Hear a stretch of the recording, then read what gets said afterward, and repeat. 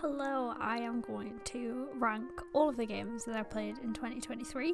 Here is the tier list that I've put together of all the games that I've played this year. Some are games that were new to me, some are just games that I have enjoyed playing, ranking them from S tier all the way down to would not play again. The first one on the list is Florence. It is a very cute story game, more like point and click. It has a really nice art style, which is a thing that I love about games. So I'm gonna put this in maybe like B. It is kind of like a one-time play. Could probably play it again. You would probably have to wait a little while to forget what the story was though. So I'm not gonna put it in would not play again, because I would play it again, just not right now. Next one is Nier Automata. I've played this game before. I played this game probably a few years ago now. I can't say that I've played too much of this game this year, but I do love this game, so I am going to put it in A tier just because I really like it, and hopefully I'll play more of it this year now that I actually own the game. The next one is a game called Broken Age. This again was like quite a story driven game. I quite liked it, but I played it twice, 2-3 times, and didn't really go back to it, so I can't say that it was like really good. You have like two different stories, and I got quite stuck on some of the puzzles and just couldn't figure out where to go, so that wasn't great. I'm not very good at games, so if they get too hard I do tend to just give up. I'm gonna put it in C.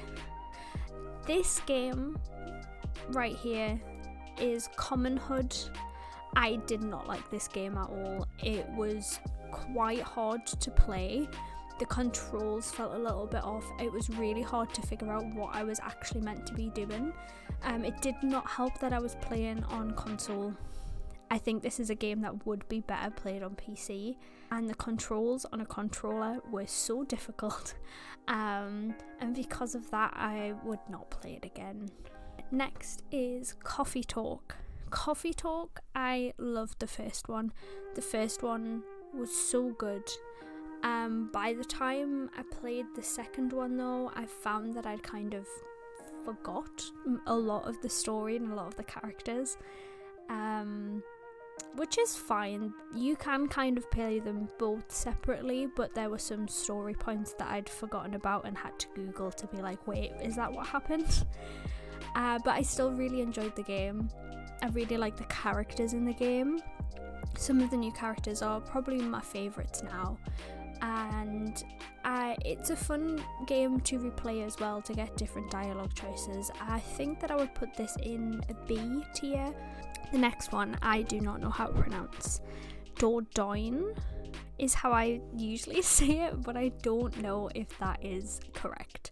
This is such a nice game. The art style is amazing. It's all beautifully illustrated, and the story was really like wholesome, but also like a little bit dark.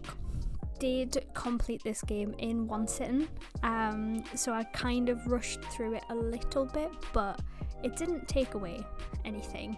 Does not have much replayability, I will say, but it is probably a game that's better to play over a few sittings, not just binged in one evening. I'm gonna put this in... I did really like it, but I'm gonna put it in B. Next one, Ghostwire Tokyo. Would not play again. I didn't like this game at all. I got not very far into the story at all. I got into like this hospital thing and gave up. I didn't like the controls. I didn't like the amount of cutscenes and dialogue. It's just not a game that I would like. Sticky Business. It's where you run your own sticker shop and you can make loads of cute stickers and fulfill orders. I found it was one that I couldn't play for a long time, so I found myself making a few cute designs and then doing some of the stories and then getting a bit bored. I'm gonna put it in a C, but I think it could move up. The next game is Garden Galaxy. This game is kind of just a cute, relaxing, idle game. you don't have to invest much into this game to actually play it. You have like little squares and you get little coins and stuff that unlock new furniture and platforms, and you kind of just build out a galaxy, I guess, a little garden galaxy, as the name says. I did really like this game, but again, it's not one that you can play for a long time. It kind of gets a little bit boring after a while. I would play it again, and I think I'm going to put it in a B. Dorfromantik. I absolutely love this game. It is a little town builder where you have to match up the tiles to get points and unlock new things. It's so relaxing, the art style is really nice, and I can sit for hours playing this game. I think I might put this game in S tier. One is Tinykin, and this is kind of like a Pikmin style game. You've got loads of little characters that you can throw around to complete the game. I completed the main story, but too many collectibles. It was a little bit frustrating. I am very much like an achievement hunter. I like to get achievements on games. This game would never have been able to get all the achievements. It would have been a huge waste of time running around finding every single collectible. So it was fun to play, but it did get a little bit tedious at times, and sometimes I was just running around with no idea what I was meant to be doing. For that reason, I'm probably going to put it in a C. Probably a controversial one is Starfield. I like Starfield, but I don't love Starfield. It is not living up to the hype of the game. Starfield lacks a lot of personality that Skyrim has. I really enjoyed making a character, which is a main selling point for a lot of games that I play. Other than that, it feels like you're just doing quests and going back and forwards all the time in this game. So I think I'm gonna put it in a B. Just, it's fine. I will still play it. I haven't completed the game yet. It's huge, but it is a little bit boring. Next one is a game that I play every single year, so this isn't exclusive to this year, which is Stardew Valley. One of my favourite games of all time. Of course it's going to be S tier. I have many hours in Stardew Valley, but yeah, of course S tier every single year. Oh, as well, Power Wash Simulator, again not exclusive to this year. I think I played this last year as well. I do like Power Wash Simulator. Again, I find it like a tiny bit boring, but it is a game that I throw on every now and again if I just need to just sit. If I'm feeling like a little bit overwhelmed and I'm just like, I don't know what to do, like I can sit and I can power wash. Put it in like C tier. Friends of Mineral Town. This is not the new game. I thought it was when it came onto Game Pass, and it's not. So I was a little bit disappointed. I couldn't get into it. I love Harvest Moon. Story of Seasons has never really felt like Harvest Moon to me. I know it's not. I couldn't get into it, couldn't get away with it. The next game is Bramble. This game exceeded a lot of my expectations. It was the story, the game, the art style, like, it was amazing. The one thing I will say, it is a little traumatic because in this game you play as a child, and this child will repeatedly over and over again, and the voice acting is too good. So when I found myself having to like step away from the game whenever I got to a part that was too hard, and I had to keep trying and keep going and keep dying, and it was too much at times. I think I'm gonna put it in A tier. Yeah, I really, really enjoyed it. The boss battles were like challenging, but not too much. Some of them were.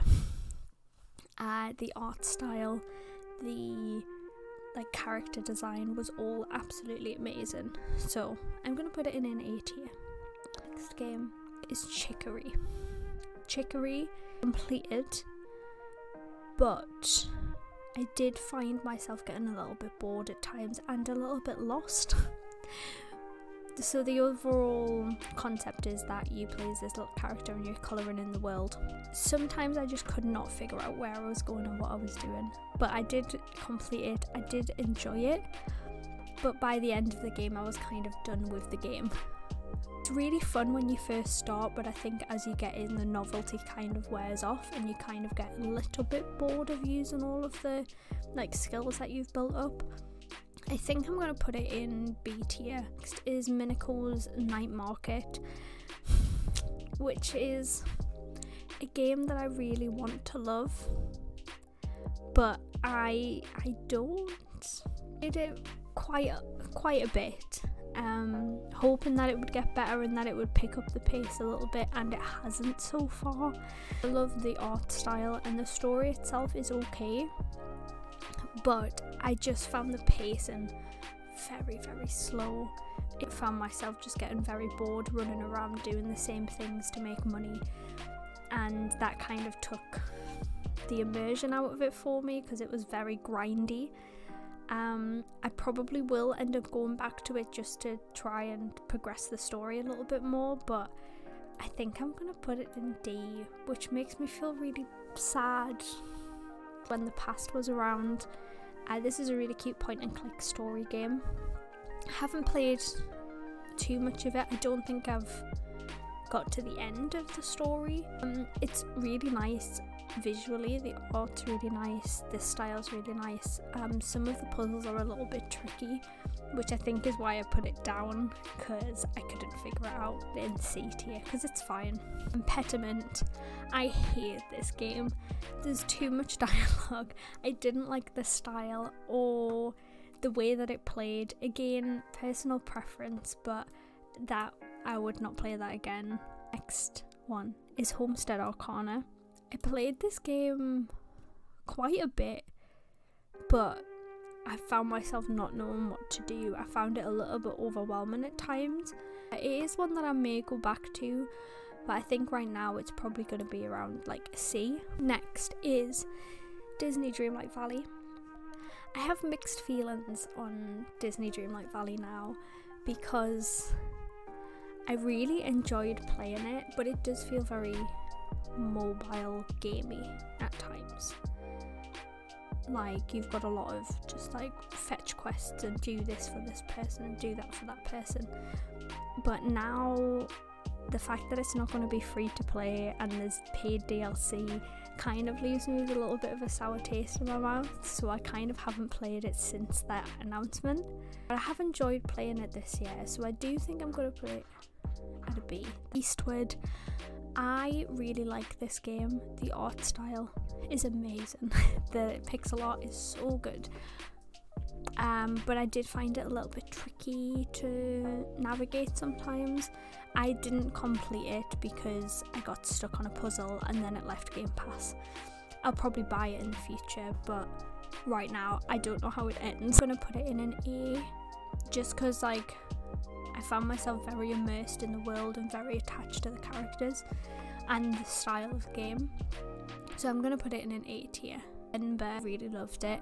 I liked experiencing like a different culture, finding out more, like different things. The art style is really nice and the story is really wholesome. So for that I'm gonna put it in a B. It isn't one that I would probably replay anytime soon, but I did really like it when I played through it. I did that in one sitting as well. It's quite a short game, but I really enjoyed it. Coral Island. I already know that I'm going to put this at a C. It's fine. I played it on Xbox and there was a lot of bugs. It also kept crashing all of the time and I kept losing a lot of progress. So I did end up just putting it down and not picking it up again. I may go back to it in the future, but right now I can't see that happening anytime soon until I know that it's been fixed enough where it's not going to crash every time I try to open it. Almost at the end, we have Toem. This was a really wholesome game. You go around, you take some pictures, you do little activities. It's all in black and white in like a little sketchy art style. I did that game in one sitting as well, I'm pretty sure, and then did another one just to mop up some achievements. I would put this probably in B as well. I feel Baldur's Gate Game of the Year 2023 and my personal Game of the Year. I am absolutely in love with Baldur's Gate. I have been playing it obsessively over the past few weeks since it came out on Xbox.